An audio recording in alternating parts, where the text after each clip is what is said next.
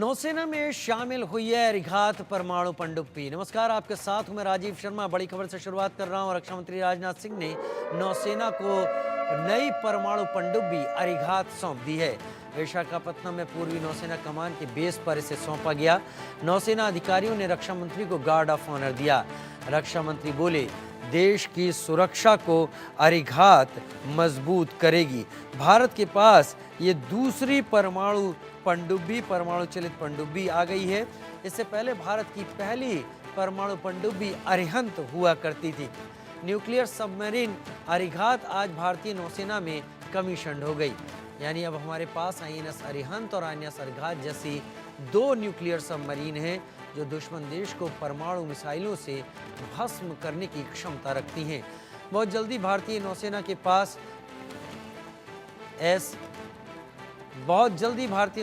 पास ऐसी 5 परमाणु पनडुब्बियां होंगी। देश के रक्षा मंत्री राजनाथ सिंह ने इन पनडुब्बियों को भारतीय नौसेना को सौंप दिया। आईएनएस अरिघात नए जमाने की भारतीय नौसेना के साथ समुद्र में अपनी मौजूदगी अब दर्ज कराएगी। जवानों अधिकारियों ने रक्षा मंत्री को गार्ड ऑफ ऑनर दिया।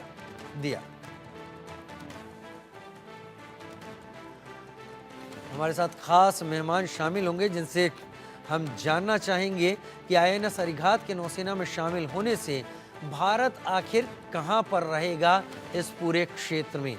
ये क्षेत्र ऐसा है जहां पर चीन अपनी चौधराहट दिखाने से बाज नहीं आता। चीन को अपने सामने किसी देश का उभरना गवारा नहीं है, लेकिन उसे सबसे ज़्यादा तकलीफ भारत से ही है, जिसने उसे गलवान में वो स्वाद दिया है जिसको लेकर चीन अब तक अपनी असल नफरी, अपनी संख्या मारे गए सैनिकों की बताने की हालत में नहीं है। उसी भारत में अब दूसरी परमाणु चलित पनडुब्बी शामिल हो गई है। न्यूक्लियर सबमरीन की खासियत यह होती है कि ये लंबे समय तक समुद्र के अंदर रह सकती हैं। इसकी खासियत यह होती है कि ये बिना आवाज किए समुद्र में रह सकती हैं।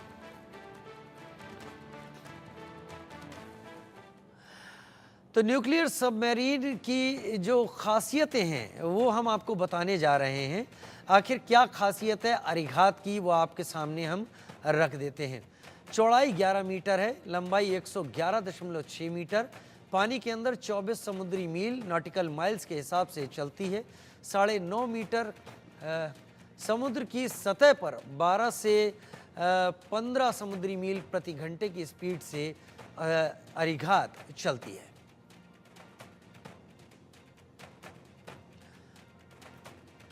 तो भारत की नई ताकत है ये अरिहंत के बाद अरिघात। अरिहंत का अपग्रेडेड वर्जन इसे कहा जा सकता है। नेवी के शिप बिल्डिंग सेंटर में इसे बनाया गया। 750 किलोमीटर की रेंज वाली 15 मिसाइलों से लैस है। समुद्र के अंदर मिसाइल अटैक करने में सक्षम है। अरिहंत की 14/10/2022 में टेस्टिंग की गई थी। अरिहंत की K-15 SLBM की टेस्टिंग हुई थी। तो अरिहंत पहली न्यूक्लियर सबमरीन है, अरिघात दूसरी न्यूक्लियर सबमरीन है। समुद्र में अरिघात की बात कर लेते हैं। अरिघात किस लिहाज से बहुत खास है ये भी हम बता देते हैं आपको। आईएनएस अरिहंत सेवा में आईएनएस S4 की परीक्षा जारी है। आईएनएस अरिघात विशाखापत्तनम में नौसेना को सौंप दी गई है।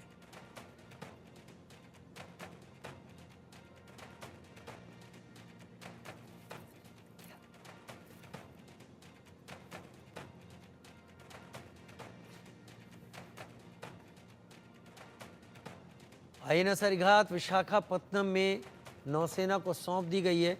दो खास मेहमान हमारे साथ जुड़ेंगे। आईएनएस अरिघात के बारे में हम बात करेंगे। कमांडर रिटायर्ड डॉक्टर भूषण दीवान हमारे साथ जुड़ गए हैं डिफेंस एक्सपर्ट के तौर पर, और captain Shyam Kumar defence expert के तौर पर हमारे साथ इस वक्त जुड़ गए हैं। कैप्टन श्याम कुमार, सबसे पहले मैं आपका रुख करता हूं। आईएनएस अरिघात, आईएनएस अरिहंत के बाद दूसरी न्यूक्लियर सबमरीन हमारे पास है। आसपास इस पूरे इलाके में जो सी रूट है, पहले कहा जाता था कि जिसने जमीन जीती उसने सब कुछ जीत लिया। अब चीजें बदल चुकी हैं। ये सोशल मीडिया का दौर है। नेटवर्किंग, नेटवर्क केबल्स वर्ल्ड की वो समुद्र के रास्ते ही जाती हैं और बहुत बड़ा व्यापार समुद्र के रास्ते ही होता है। जिसने सी कैप्चर किया उसने सब कुछ अपने पास रख लिया। ये समुद्र में भारत की ताकत को कितना बढ़ाने वाली है? धन्यवाद राजीव जी। पहले तो देखिए, मैं ये पुरानी आहट फिर से गूंज रही है हिंद महासागर और पूरे विश्व में, कि जो मैरीटाइम डोमेन में जिसकी पकड़ होती है वही विश्व का राजा होता है। तो वो बात पहले से भी है और आज भी है। भारत की मैरीटाइम हिस्ट्री और लेगेसी को आप देखें तो हमारा अरब देशों से, हमारी साउथ ईस्ट एशिया के देशों से, दूर दूर तक हमारा यूरोपियन कंट्रीज से लगातार व्यापार रहा। हमारी जो शिप बिल्डिंग इंडस्ट्रीज है, हमारी शिप ब्रेकिंग इंडस्ट्रीज है, जहां अभी भी हम देखते हैं कि लोग दूसरे जगह से आते हैं, वो सारी बहुत ही काफी देर दूर तक विकसित हो चुकी थी। आज भारतीय नौसेना को एक अपने हिंद महासागर में एक जगह बना के रखनी हो रही है और आउटरीच के रूप में हम इंडो पैसिफिक में और मिडिल ईस्ट में भी अपना रोल देख रहे हैं। आज भी हमारे आईएनएस तबर देखिए स्पेन में और दूसरे शिप्स जहां वहां आज भी झंडा फहरा रहे हैं। कल की बात है जहां हमारे शिप्स यूरोपियन कंट्रीज में घूम रहे हैं। तो अब मैं आपसे ये कहना चाहूंगा कि हिंद महासागर में वर्चस्व हिंद का ही रहेगा, और जब हिंद का रहेगा तो चाइना या पाकिस्तान, जो एडवर्सरीज हमारी हैं, उनकी कुछ छोटी मोटी जो हम आहट सुनते हैं डेट ट्रैपिंग की और दूसरे कंट्रीज में अपने एक्सपेंशनिज्म के हिसाब से हार्बर को मिलिट्री के रूप में यूज करना, स्टिंग ऑफ पल्स के रूप में एक नीति जो चाइना की है वो भारत को घेरना, तो जब वो बॉर्डर नहीं संभाल पा रहे तो उनको अब नीचे से अपनी सूझबूझ नजर आ रही है। तो इसको काउंटर करने के लिए, एक क्रेडिबल डिटरेंस देने के लिए भारतीय नौसेना के पास शिप्स, एयरक्राफ्ट और सबमरीन की जरूरत है। हमने इंडिजिनस एयरक्राफ्ट कैरियर बनाया विक्रमादित्य और विक्रांत के साथ, और तीसरे कैरियर की जरूरत हम महसूस कर रहे हैं। हम न्यूक्लियर सबमरीन्स अरिहंत बनाया हमने 2016 में। भारतीय नौसेना को प्रधानमंत्री ने विशाखापट्टनम से जाके उसे समर्पित किया।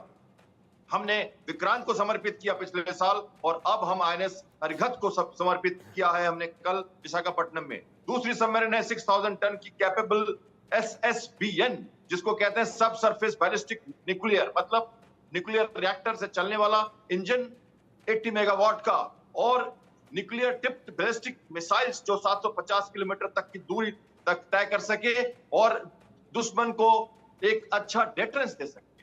तो ये मिसाइल और ये टेक्नोलॉजी बहुत ही मेहनत से DRDO, प्राइवेट संस्थाएं, स्टील के लिए बहुत सारे प्रॉब्लम्स आए।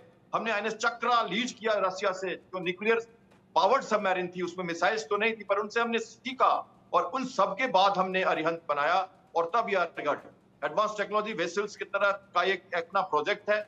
और भी सबमरीन इसी की तरह बनने वाली हैं जो देश को समर्पित बहुत ही कम समय में अब की जाएंगी। पहले शिप्स में दिक्कत हुई, दूसरे में भी दिक्कत हुई, अब दिक्कत नहीं होने वाली। और हमारी पूरा देश, पॉलिटिकल विल, हमारे लोग, हमारे साइंटिस्ट का पूरा कर्तव्य अभी निष्ठा के साथ इसकी तरफ लगा हुआ है। और अब भारत उन देशों में शामिल हो गया, Russia, China, UK, France, America, जो एलिट क्लब हैं, जो न्यूक्लियर ट्राइड रखते हैं और थर्ड स्ट्राइक कैपेबिलिटी में समुद्र से दुश्मन को मिसाइल के द्वारा अपने एरिया ऑफ इंटरेस्ट में जो इन्फ्लुएंस हमें करना चाहिए, उस एरिया के लिए एटलीस्ट हमने अपनी सुरक्षा मजबूत कर ली है। कमांडर डॉक्टर भूषण दीवान, न्यूक्लियर सबमरीन हासिल करना और उसे अपने फ्लीट में शामिल कर लेना, ये किस लिहाज से अहम है, और न्यूक्लियर सबमरीन्स क्या स्पेशलिटीज रखती हैं जिससे इसको रखने वाली नेवी अपनी एज हासिल करती है? आप धन्यवाद। आपने जो इनके बारे में बताया है, अरिघात के बारे में बहुत अच्छा रिसर्च करके आपने बताया है। मुझे बड़ी खुशी है आपके चैनल पे आके। मैं आपको बताता हूँ, सबसे बड़ा कंसेप्ट होता है आज की दुनिया में डिटरेंस। डिटरेंस माने हम छेड़ेंगे नहीं, तुम छेड़ोगे तो हम छोड़ेंगे नहीं। उसके लिए क्या चाहिए? एक hidden deterrence, hidden nuclear submarine. Hidden क्या है? न्यूक्लियर के ट्राइड कहते हैं। न्यूक्लियर में तीन चीज तरीके से न्यूक्लियर मिसाइल फायर हो सकती है। लैंड नंबर 1, एयर नंबर 2, और सी सबमर्ज अंडर सी नंबर 3। अब अंडर सी जो फायर होती है, SSBN वो चीज प्रोवाइड कर रही है। न्यूक्लियर बैलिस्टिक मिसाइल फायर हो सकती है। अंडर सी में क्या फायदा है? अगर लैंड बेस्ड है न्यूक्लियर हमारे पास वेपन, तो उसमें क्या है, दुश्मन को मालूम पड़ता है, दुश्मन खत्म कर सकता है उसको। और एयर है, उसमें भी रेंज कम होती है, कैपेसिटी कम होती है, उसमें भी हर्ट होने का, डैमेज होने का, दुश्मन की तरफ से मार खाने का ज्यादा चांस है।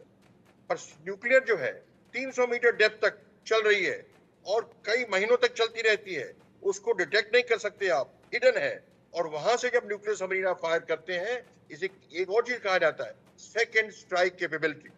तो दुश्मन हिमाकत कर सकता है, हमारे भी न्यूक्लियर मिसाइल दाग सकता है, पर वो नहीं दागेगा। क्यों? अगर उसने दागी और हमारे न्यूक्लियर लैंड और एयर वाले उससे डिस्ट्रॉय भी कर दिए, उसको दुश्मन को मालूम नहीं कि हमारे पास कहाँ छुपा हुआ न्यूक्लियर वेपन अभी भी पड़ा है। कहाँ पड़ा है? यही SSBN में। ठीक है, तो ये बहुत भारी क्षमता है, तो ये डिटरेंस की बात है। और इसमें क्या है, पर मैं आपसे ये कहना चाह रहा हूँ कि ये देखिए, सबमरीन का जो कन्वेंशनल सबमरीन होती है, एयर डीजल सबमरीन होती है, वो टाइम टू टाइम उसको उभरना पड़ता है ऊपर। क्यों? वो बैटरी ऑपरेटेड होती है। जब बैटरी होती है तो हम जानते हैं, हम लोग भी बैटरी चार्ज करने के लिए एयर चाहिए। एयर चाहिए तो सबमरीन को ऊपर आना पड़ता है सरफेस में। जब सरफेस में आएगा तो वो जाहिर हो जाती है। तो जाहिर ना हो तो दो तरीके हैं, जाहिर ना हो तो AIP का मतलब क्या है? एक कन्वेंशनल सबमरीन के लिए एक टेक्नोलॉजी है AIP, एयर इंडिपेंडेंट प्रोपल्शन, बिना एयर के हाइड्रोजन सेल से चले। और न्यूक्लियर सबमरीन, न्यूक्लियर रिएक्टर है, बैटरी नहीं है। वो न्यूक्लियर रिएक्टर होने के नाते उसके अंदर वो लगातार नीचे रह सकती है। और इसमें कमाल की बात है कि हर चीज में, सबमरीन में, हर वेपन में, एयरक्राफ्ट लें, वॉरशिप लें, सबमरीन लें, बड़ी भारी दो तीन चीजें बड़ी महत्वपूर्ण होती है। एक तो propulsion, तो इसमें न्यूक्लियर रिएक्टर है तो कई महीनों चलेगा ही, नंबर 1। और नंबर 2 क्या होता है? आर्मामेंट क्या है, वेपन्स क्या है? तो वेपन्स में क्या है? इसमें 750 किलोमीटर की 12 मिसाइल लोड की जा सकती है, न्यूक्लियर मिसाइल और बैलिस्टिक मिसाइल। और तीसरा क्या होता है? इलेक्ट्रॉनिक्स। अब पहले मैं बैलिस्टिक मिसाइल पे आपके आता हूँ। देखिए, क्रूज मिसाइल हम सुनते हैं, पर ICBM जब सुनते हैं, इंटर कॉन्टिनेंटल बैलिस्टिक मिसाइल। तो बैलिस्टिक मिसाइल क्या होता है? ये हमारी मिसाइल जो दागी जाती है, चाहे लैंड हो, चाहे सी हो, चाहे एयर हो, तो ये एकदम ऊपर जाती है आकाश में और फिर वो नीचे बहुत स्पीड से ग्रेविटी की जोर से आती है। ये बैलिस्टिक मिसाइल की कैपेबिलिटी है। और बहुत रेंज 750 किलोमीटर, 3000 किलोमीटर, आगे बनने वाली 7000 किलोमीटर भी हैं। पर देखिए, चीन के पास ऑलरेडी 7200 किलोमीटर की है और 10,000 टन की सबमरीन है उनके पास। हमारे पास 6,000 टन की सबमरीन है। तो हमने काफी ग्राउंड तय करना है। कोई बात नहीं, देर आए दुरुस्त आए। सवाल ये है, आप देखिए, 32 लाख मिलियन स्क्वायर किलोमीटर हमारा भारत का लैंड का एरिया है, जमीन का एरिया है। और उसमें से 2/3 66% जो है वो हमारा एक्सक्लूसिव इकोनॉमिक जोन है। इतना भारी हमारे पास विलासिता है। उसको प्रोटेक्ट करने के लिए ये सबमरीन जो है ये बहुत घातक हथियार है कि दुश्मन हिमाकत ना कर सके आने के लिए। वैसे हमारे पास जो है 16 सबमरीन है कन्वेंशनल। इसमें इंडोनेशियन स्कॉर्पियन क्लास और फिर HDW जर्मन क्लास और प्रोजेक्ट 75I भी चल रहा है। तो मैं ये कहना चाह रहा हूँ, न्यूक्लियर सबमरीन जो है आज की डेट में हमारे पास, चाइना के पास 50 सबमरीन है, नॉट न्यूक्लियर, 50 सबमरीन है। और हमारे पास जो आपको बताया 16 प्लस ये चक्रा लिया है हमने और प्लस ये 2 हुई। तो हमको भी ये है कि अभी बहुत टाइम लग रहा है, ठीक है, मैं बहुत टाइम लग रहा है बनाने में, हमको बहुत स्पीड अप करना चाहिए, करना पड़ेगा। क्योंकि ये है कि ये देखिए, हम जो कहते हैं ना कि 2.5 बॉर्डर वॉर, 2.5 बॉर्डर नहीं कहना चाहिए, पाकिस्तान, चाइना और अंदर का दुश्मन। तो अब तो बांग्लादेश के 3.5 ही हो गया जनाब। ये जो कोस्ट लाइन है इतनी बड़ी है, 7,000 किलोमीटर की, ये तो चौथा बॉर्डर है। इसको प्रोटेक्ट करना बहुत भारी काम है। और अंग्रेज भी कैसे आए? जो दुनिया में अगर 140 करोड़ आबादी का देश है, हर छठा आदमी, 5वां आदमी धरती पे भारतीय है, तो खुद को सक्षम होना, बहुत डिफेंस बचाना, सुरक्षा करना बहुत जरूरी है। उसके लिए ये सब इंडिजिनस होना भी जरूरी है। अब ये 4,000 करोड़ में बन रही है, ये आप खरीदते तो आपको ये 15,000 करोड़ में मिलती, इतना महंगा पड़ता। सेम चीज आती है डिफेंस बजट की बात करते हैं कि चाइना का बजट $225 बिलियन है, हमारा 75 है। तो 3 गुना नहीं जनाब, वो तो 8 गुना है, 7 गुना है। क्यों? तो खुद बनाते हैं, खरीदते नहीं है। हमने इसी बजट के अंदर बाहर से खरीदना है, खरीदेंगे तो इतना महंगा पड़ता है अपने को। तो ये आगे हम तरक्की में निकले हैं। 2 सबमरीन। ठीक है, श्याम कुमार जी, कैप्टन श्याम कुमार जी, चीन के साथ मुकाबला सीधे सीधे झलकता है और चीन पर यकीन किया जाना भी आसान नहीं और ज़रूरी भी नहीं कि उस पर यकीन किया जाए, क्योंकि इतिहास से अगर नहीं सीखा तो भविष्य खतरनाक हो सकता है हमारे लिए। लेकिन चीन के पास शांग क्लास की 6 सबमरीन हैं जो न्यूक्लियर सबमरीन हैं, हमारी 2 सबमरीन हैं। क्या यह खुश होने का वक्त है या फिर ये इस बात का वक्त है कि ठीक है हमने शुरुआत की? लेकिन इसके साथ साथ ये भी बताइएगा कि हम प्रोजेक्ट 75, प्रोजेक्ट 76 और प्रोजेक्ट 75 AS में और काम कर रहे हैं। क्या अब फ्यूचर को देखते हुए काम किए जाने की और तेजी से जरूरत? बिल्कुल जरूरत है। और ताज्जुब की बात तो यह है कि ग्लोबल टाइम्स चाइना का कहता है कि भारत ने nuclear capable ballistic missile capable submarine commission की है, तो उसे इससे गंभीरता से जिम्मेवारी के साथ लेना चाहिए, इसके लिए बिगुल नहीं बजाना चाहिए। और जबकि उसके पास 6 सबमरीन ऐसी हैं जो वो पूरे विश्व में चारों तरफ उनको प्रदर्शित करता रहता है। तो चाइना की बातें, उनका भोंपू बजाना और हमारे अपने बुगल पे हमें दम होना, हम अपनी अपनी बात करते रहते हैं। देखिए, चाइना एक एक्सपेंशनिज्म विस्तारवादी नीति के तहत चलता है। उसके पास पीएलए नेवी की सबसे बड़ी नौसेना की ताकत है विश्व में अभी, क्योंकि उसे दूसरे देशों को हड़पना है। भारत की नीति हड़पने की नहीं रही। हमें अपने एरिया ऑफ इंटरेस्ट को इन्फ्लुएंस करना है, हमें हमेशा शांति और स्थिरता लानी है, हमें ग्लोबल साउथ में अपने को अपनी अपनी पकड़ बना के एक विश्व में अपनी आवाज रखने के लिए हमेशा तैयार रहना है। और हम मल्टीलेटरल डिप्लोमेसी में रहते हैं, हम किसी खेमे से जुड़े हुए नहीं हैं। हम रशिया, हम यूक्रेन, हम और अमेरिका, हम तीनों एक साथ तीनों जगह जाते हैं और अपनी पकड़ और अच्छी स्टैंपिंग करके आते हैं, विश्व को दिखा के आते हैं। तो हम चाइना से उस तरह से नहीं बात करते कि तुम्हारे पास कितनी शक्ति है, किस लिए है, करोगे क्या, और अगर करोगे तो हमारे पास क्रेडिबल डिफरेंस हमारे एरिया में तो जरूर है, और जरूरत पड़ी तो हमारे देश, हमारे मित्र देश, हमारे जो पड़ोसी देश या उसके साथ जो हमने संबंध जैसे क्वाड जैसे संबंध बनाए हैं, एक मुंहतोड़ जवाब है। हमारे को क्वाड को वो ओशनिक फोम कहता है किसी दिन भी खत्म हो जाएगा, लेकिन ऐसी बात नहीं है। ये ट्रीटी जो है मिलिट्री ट्रीटी तो नहीं, पर जरूरत पड़ने पे इन सबों का उपयोग कर सकते हैं। वो जापान, कोरिया, वो फिलीपींस, वियतनाम, वो थाईलैंड, सभी को तंग करता रहता है। हर जगह उसके आइलैंड्स की डिस्प्यूट है। हमारे भारत के हिंद महासागर में, बे ऑफ बंगाल में आप देख रहे हैं, श्रीलंका हनुमंत तोता आप देख सकते हैं, लामू अटॉल जो मालदीव्स में उसने किया है, और वो चाह रहा है कि अपनी जगह बना के मिलिट्री फैसिलिटीज यूज करें इन जगहों की। तो ये हमें उसकी जो स्ट्रिंग ऑफ पर्ल्स जो पॉलिसी है उसको हम भी अपनी नेकलेस ऑफ डायमंड पॉलिसी से घेर रहे हैं। आप देखिए, हमारी पॉलिटिकल विल इतनी स्ट्रांग है, हम वैसे देश में जा रहे हैं।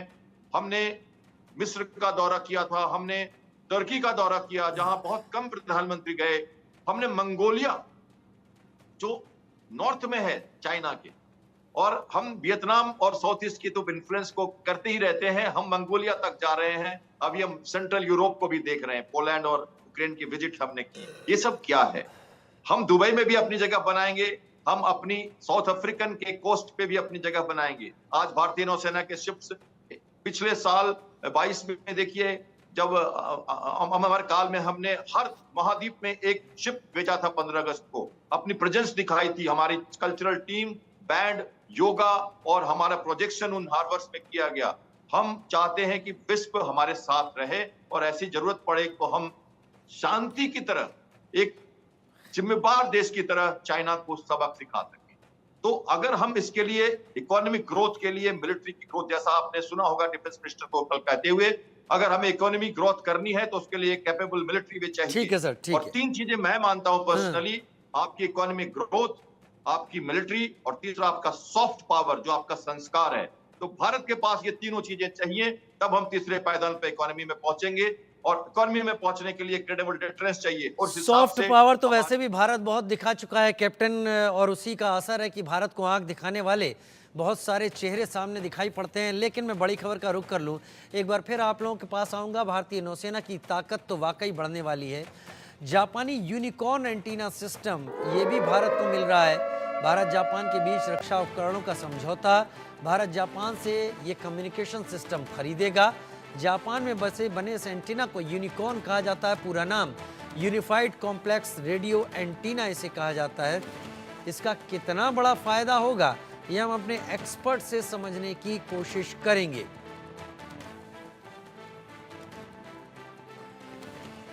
भूषण दीवान, डॉक्टर भूषण दीवान कमांडर हमारे साथ इस वक्त जुड़े हुए हैं। डॉक्टर भूषण दीवान, ये जापानी एंटीना जिसके बारे में हम आपको बता रहे थे, इसका क्या इस्तेमाल होगा, क्यों भारत ने लिया है और क्यों इतना अहम है कि जापान से भारत ने इसका सौदा कर लिया? मैं ये इजाजत दें, आपके पिछले सवाल के ऊपर थोड़ा सा मैं प्रतिक्रिया रखना चाहता हूं। देखिए, मैं ये कह रहा हूं, चीन कह रहा है कि इंडिया ने न्यूक्लियर सबमरीन बनाई है तो इसको पॉलिसी ना करे, खुशी की बात है।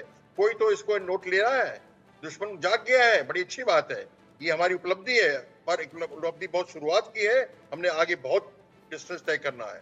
दूसरी बात मैं आपसे कहना चाह रहा था इसी न्यूक्लियर अरिघात के बारे में ही, अरिहान प्रोजेक्ट के बारे में ही। आप देखिए, मैं आपसे कह रहा था कि ये नेवी का काम क्या है। इंग्लिश में कहावत है, he who rules the seas rules the world। ठीक है, नेवी का काम क्या है? डिफेंसिव नहीं है, नेवी का काम ऑफेंसिव है।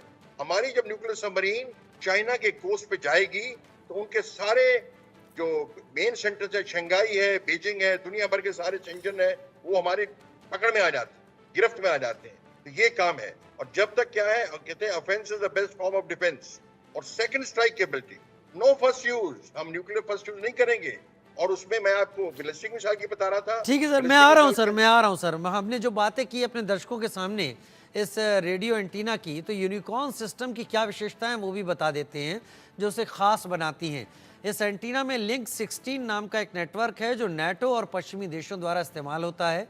ये सामरिक यानी युद्ध के हालात में एक डेटा नेटवर्क लिंक है। इसके अंदर टैक्टिकल एयर नेविगेशन सिस्टम है जो जहाज़ की दिशा और उड़ान भरने वाले हेलीकॉप्टरों की दूरी का भी पता लगा लेता है, सटीक जानकारी देता है। और उसके साथ इसमें एक IFF एंटीना भी लगा है जो अपने फ्रेंडली और एनिमी की कंट्रीज़ की पहचान करता है। यूनिकॉर्न में ESM या ESR सिस्टम भी है जो अपनी तरफ आने वाले जहाज़ों का पता लगा लेता है। इसमें UHF VHF ट्रांसमिटिंग या रिसीविंग एंटीना सिस्टम भी है और वायरलेस संचार को मुहैया कराता है। इसका इस्तेमाल कम दूरी के संचार के लिए होता है। और यूनिकॉर्न में ORQ-2B4 ऑफशोर वायरलेस राउटर भी शामिल है। एक तरह का वाईफाई बैंड है जो सोनार द्वारा पहचान करने पर सूचना देने का काम करता है। कैप्टन मेरे साथ लगातार जुड़े हुए हैं। कैप्टन, हम कितना भी बेहतर क्यों ना हो जाएं, हमें लगातार बेहतर होने की उम्मीद बनी रहती है। भारत अगर अभी इस स्थिति में है तो यहाँ पर हमें ये ध्यान देना होगा कि इन न्यूक्लियर सबमरीन में 83 वॉट का जिसको मैं आम भाषा में कहूँ कि परमाणु भट्टी जिसे मैं कह सकता हूँ, या जिसमें ये फ्यूजन का ये प्रोसेस होता है, वो लगी हुई है। और वो इतनी छोटी है कि उसका अभी प्रोडक्शन रूस करता है, भारत नहीं करता जहाँ तक जानकारी है। तो एक तरीके से हम अभी अपनी इस उपलब्धि पर भी कहीं किसी पर आधारित हैं, किसी पर बने हुए हैं। देखिए, टेक्नोलॉजी एडवांसमेंट एक सतत कंटिन्यूअस प्रोसेस है। और जैसा मैंने कहा, INS अरिहंत 20 साल की सतत प्रयास का नमूना है।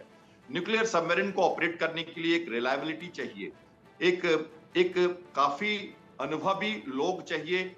इसके बहुत सारे फॉलोआउट्स हैं और इसको तुरंत हम यूज नहीं कर सकते। इसलिए हमने एक स्टेप वाइज प्रोसेस अपनाया है। हमने अवगुला क्लास की सबमरीन INS चक्र लीज पे ली थी उनसे। हमने उसको काफी दिनों तक ऑपरेट किया। पहले तो टेक्निकली उसको समझा है, उसकी रिपेयर, उसकी फैसिलिटीज, उसके रिएक्टर की मेंटेनेंस, उस सब हमने यहाँ पे की। और फिर हमने उसको ऑपरेशनली ऑपरेट किया और एक ग्रिड में कमांड सेंटर से हमने अपनी पॉलिटिकल ग्रिड में उसको जोड़ा है 3 टायर सिस्टम में, ताकि हम उसको जरूरत पड़ने पे यूज कर सके। तो एक तरह से पूरी ड्रिल स्टैंडर्ड ऑपरेटिंग प्रोसीजर बनाई गई। और उस हिसाब से अगर हम जब कहते हैं कोई इंडिजिनाइजेशन, तो हम धीरे धीरे सारी चीजें इंडिजिनाइजेशन करते हैं। जहां तक बात रहती है हमारे पार्ट्स की, तो पूरा शिप हल की प्रॉब्लम आई थी। मेटल एलॉय जब तक नहीं बन पाता तब तक ये दिक्कतें आ रही थी कि हम सबमरीन का हल जो है वो डबल हल होता है और प्रेशर इतना ज्यादा पानी के अंदर है कि वो हल फट जाता है। तो सबसे जरूरी होता है पहले हल बनाना। और न्यूक्लियर सबमरीन ज्यादा दिनों तक अंदर रहेगी, ज्यादा डेप्थ तक जा रही है, तो हल की क्वालिटी ज्यादा डिफरेंट होनी चाहिए। वो सबसे बड़ा मुद्दा था, जो फ्रेम है। फिर इंजन की बात आती है, तो इंजन भी कई तरह के होते हैं। और न्यूक्लियर इंजन, आपको मालूम है कि भारत एक न्यूक्लियर कैपेबल देश है। हमारे पास न्यूक्लियर रिएक्टर्स हैं। हमें पता है हम न्यूक्लियर एनर्जी बना रहे हैं अपने कलपक्कम में हो या ये गहोटा में हो या जहां भी हम बना रहे हैं, ये सारे चीजें हमारी अपनी बन रही हैं। तो ये जैसे पाकिस्तान बना रहा है अपनी जगह, हम बना रहे हैं अपनी जगह, तो हमें ये पता है न्यूक्लियर रिएक्टर कैसे चलता है। उस रिएक्टर के हिसाब से हम आगे बढ़ रहे हैं और इस सबमरीन में भी हमने वो रिएक्टर बनाया है और उसके साथ हम इसके फॉलोआउट्स, उसकी इमरजेंसी ड्रिल्स और वो सारी चीजें हम कर रहे हैं। इंजन की बात करो तो अब AN-32 के इंजन यूक्रेन से आ रहे हैं, हमारे डिस्ट्रॉयर्स के इंजन यूक्रेन से आ रहे हैं, हमारी देखिए अभी तबर क्लास, त्रिशूल, ये जो हमारे ये शिप्स हैं, जो तुशील और तमाल जो अभी निकल के आए हैं रशिया से, इनके सबकी इंजन वहां से आ रही है। यूक्रेन के वॉर के कारण वो भी रुका हुआ है। कई G404 की इंजन की बात कर रहे हैं, तेजस एयरक्राफ्ट के लिए कर रहे हैं। इंजन की जो हमारे शिप्स विक्रांत है, इसमें भी इंजन जो लगे हुए हैं।